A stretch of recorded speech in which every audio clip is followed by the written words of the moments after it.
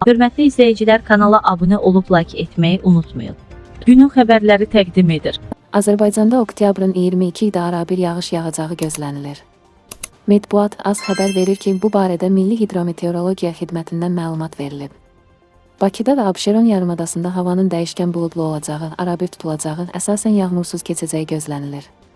Lakin 21-dən 22-nə keçən gecə və səhər bəzi yerlərdə yağış yağacağı ehtimalı var. Arabir güclənən şimal-qərb küləyi səhər cənub-şərq küləyi ilə əvəz olunacaq.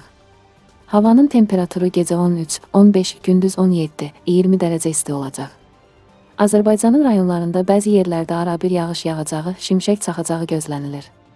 Ayrı-ayrı yerlərdə qısa müddətli leysan xarakterli olacağı, dolu düşəcəyi, yüksək dağlıq ərazilərdə qar yağacağı ehtimalı var. Havanın temperaturu gecə 10-14, gündüz 18-22, dağlarda gecə 4-8, gündüz 10-15 dərəcə isti olacaq.